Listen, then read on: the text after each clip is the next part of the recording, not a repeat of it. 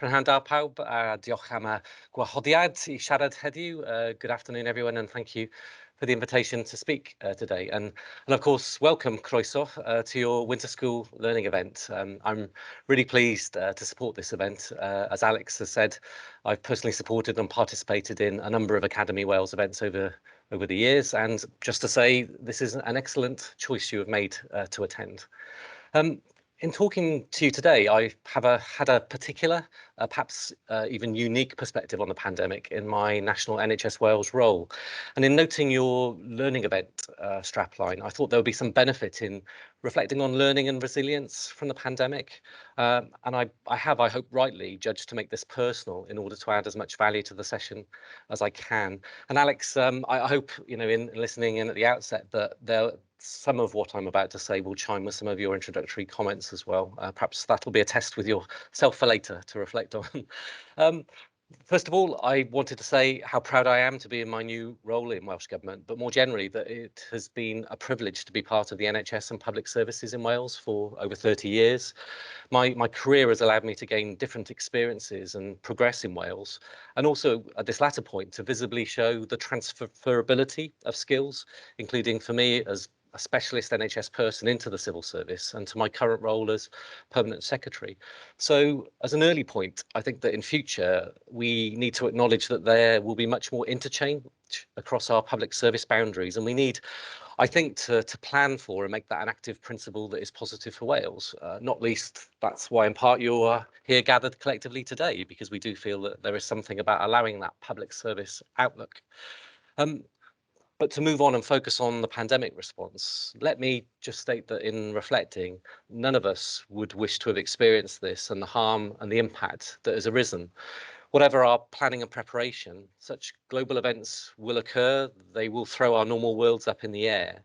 And to some extent, we have been statistically fortunate not to have had a generational event sooner, although this has been a once in a century event. And for us in public health terms, we reference the Spanish flu pandemic back in 1918.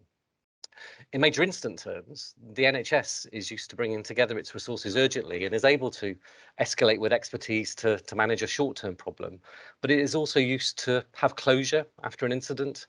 And there are two differences important to register in the pandemic experience that we have all been through.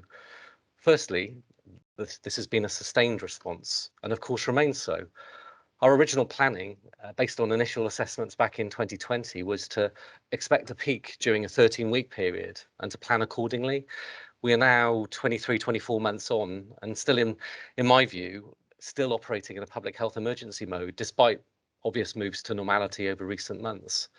And sadly, even our recent hopes for these steps to be maintained, have been distorted to some extent by the Omicron variant and the visible risks once again to population health, although I do think at least we are taking some gentle steps back again from that experience over the last couple of months.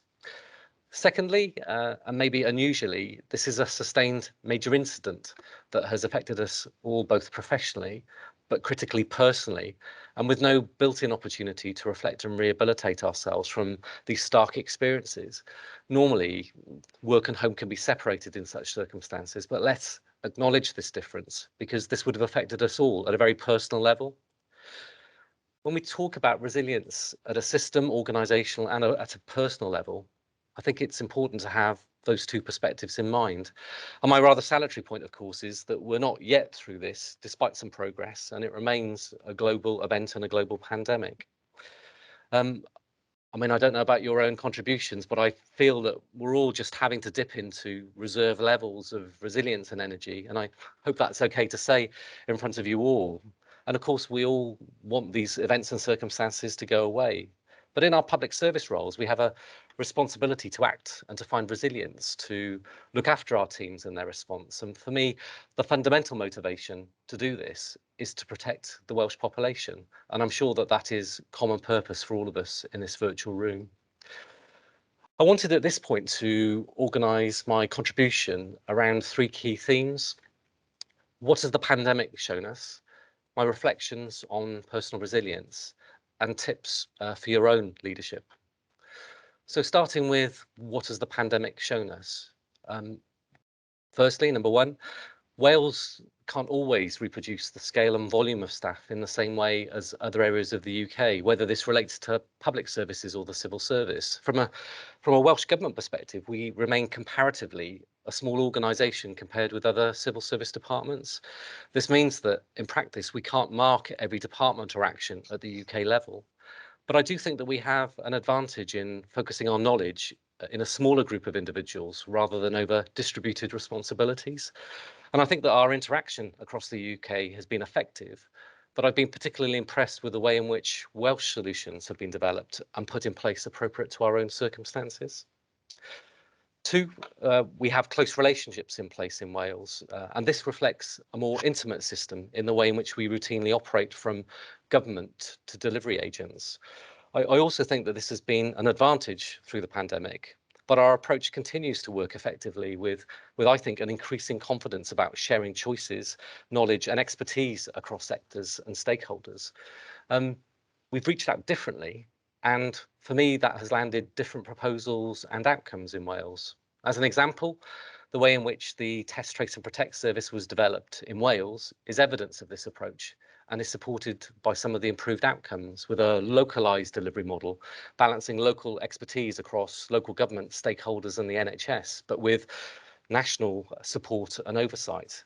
And it would also be true of the national vaccination rollout, which, whilst led and overseen nationally, has absolutely relied on our local delivery structures in Wales and the reliance on our NHS. And you will have seen how much over the last year we have led on vaccination uptakes, not just in the UK, but internationally. It's worth referring to how much I was able to reach out and rely on the NHS Wales infrastructure beyond the civil service throughout for advice, expertise and for actions to bring the system and the centre together in Outlook. And whilst as NHS Wales Chief Executive, I line managed the NHS, I would share that I was really steering what was a collective effort and system level team working in action. Three, the statement of simple common purpose, visibly so at the outset, has had a binding effect to protect the Welsh population, save lives and ensure that the NHS is not overwhelmed. And in many respects, these criteria remain, but I think have, during this response, acted to consolidate the way we work across Wales, from government to local government, public services and other sectors. Values have been integral to the way that I've acted as a leader in Wales over many years, and it has been shared values, I think, that have driven much of the Welsh response. And also, the Welsh population have, in an extraordinary way, supported actions and complied in these difficult times.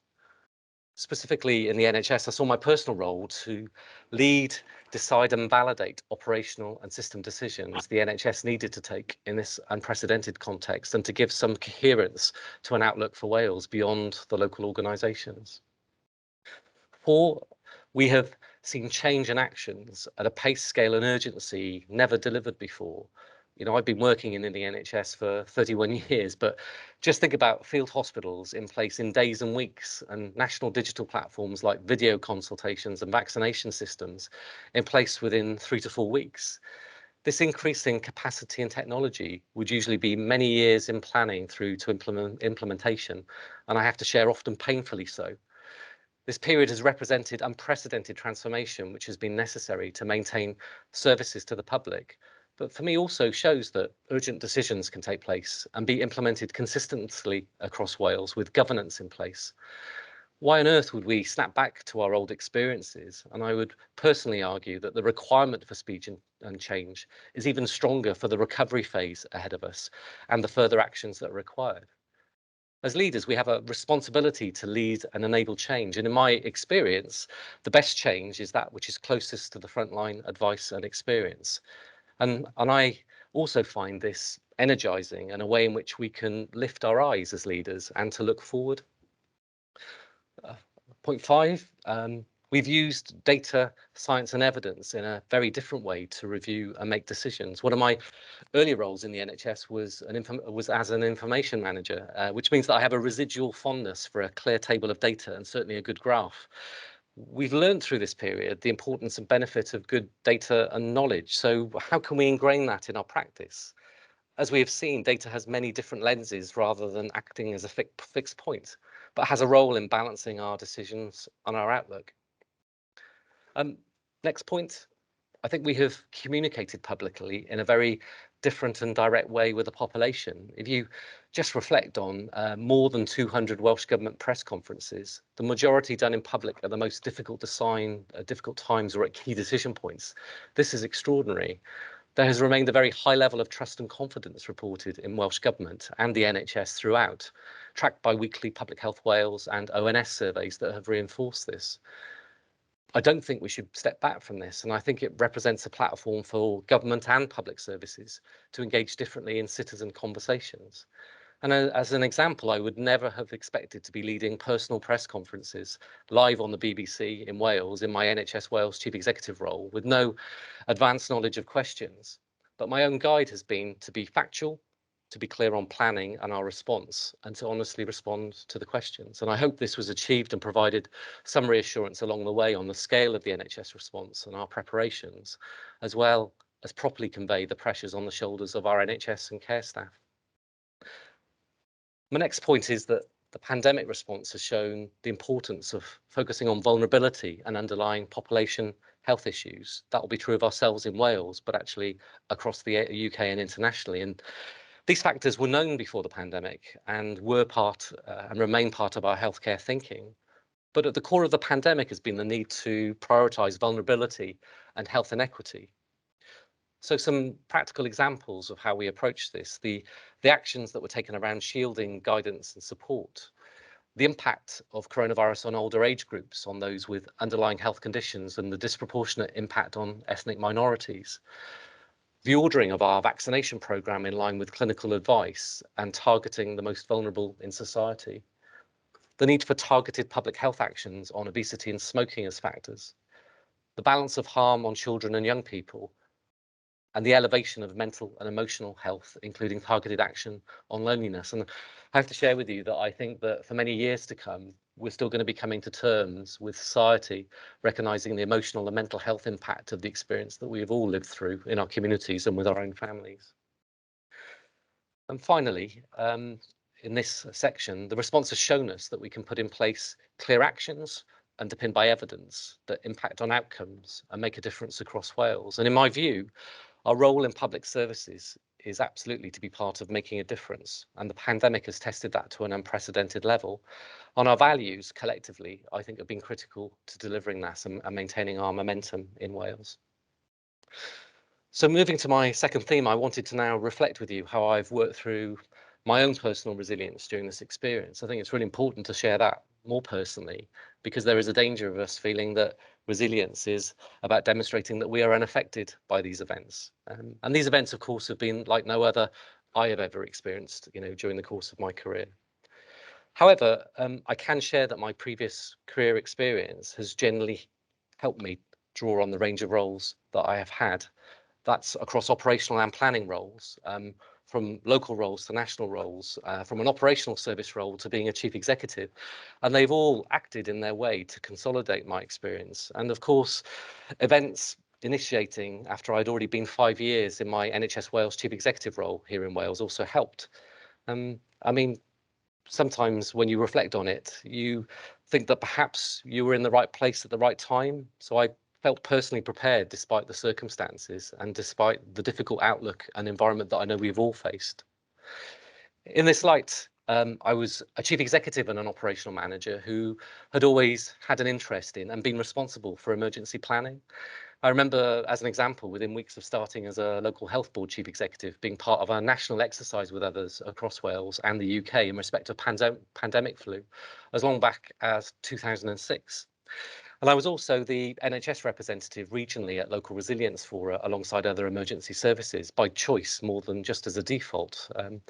And I've also called a major incident in the past, and it was a matter of confidence for me to know that in those circumstances, NHS staff and the system had stepped forward urgently and professionally, and that I could apply that confidence in the outlook that we had across the system in Wales. But importantly, I have, in my moves across Wales over the years, built up my relationships strongly for the NHS, of course, but also did so broadly with other public services and stakeholders. And I think part of my resilience in responding has come from knowing colleagues and trusting that I could reach confidently into the NHS and to other public services, and where needed, I could bring them together for action and for support. I also took confidence from knowing that I line managed the NHS and that whatever actions were agreed, that if needed, I could pull the leadership system lever for action. And I can confirm it was connected in a fantastic way, true to the intimate system we have in Wales. The NHS stepped up around me, and I remain very proud of the NHS response and the way in which staff have discharged their duties.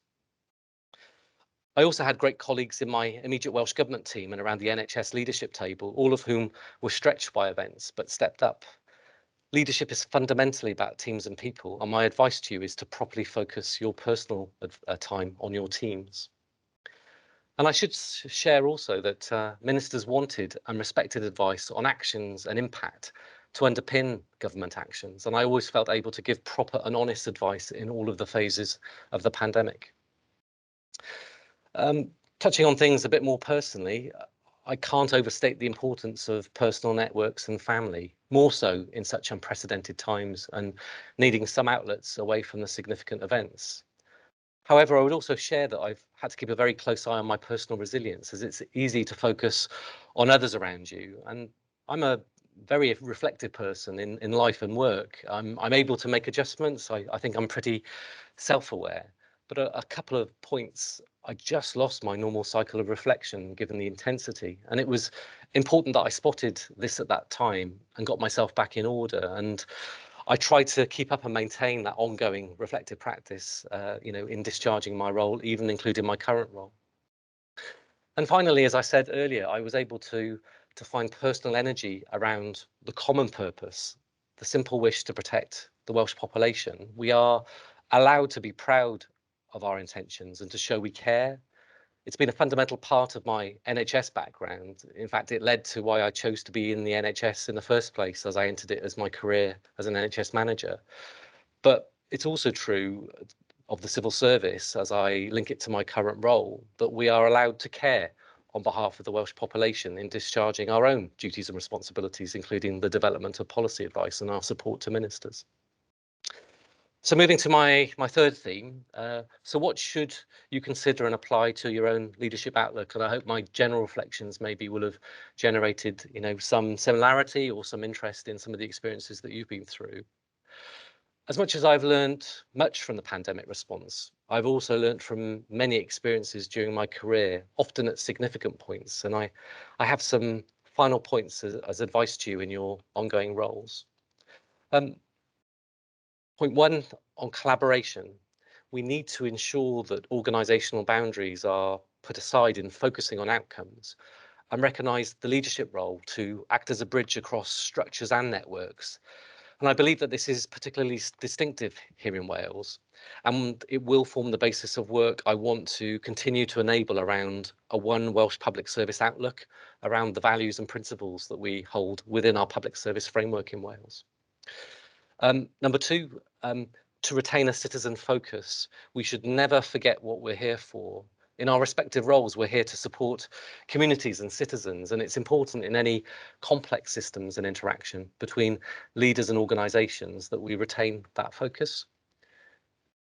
Point three, that we need to use data and evidence. I think the more significant and public use of data and science is with us to stay.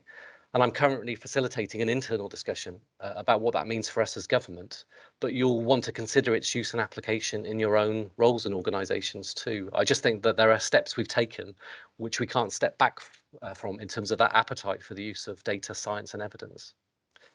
Point four, just the importance of enabling and leading change. The times in my career I have enjoyed most have been those involved in change, not just leading it, but rather creating the conditions that allow staff to instigate change. It's easy for public services to be seen to default to bureaucratic and treacle mode, but I've chosen to step towards change and invest personal time as a leader at patient, service and at system level. And I think at this point, we have a responsibility to point and lead forward, to show that actually we will take steps to make sure that change is part of supporting the Welsh population's need into the future after the pandemic experience. And then point five, that there has to be a real sense of delivery, focus and accountability. We of course have to account for our leadership response, but I also think we are personally accountable to deliver and improve in our organisational role and responsibilities. We're not here to observe, but to make it happen. Ultimately, when it comes to resilience, people are adaptable and innovative. And we're living through events of historical significance. But we also know we will work through these current circumstances and emerge. For all of us at our different stages of our careers, the pandemic response will be a sentinel moment that I'm sure will have influenced your outlook and made you pause and reflect. But it will be important that you push on any foundations we put in place, embrace change, indeed enable it, and be motivated to address the societal harms that have occurred as best we can for the people of Wales. Diolch am wrando, thank you for listening.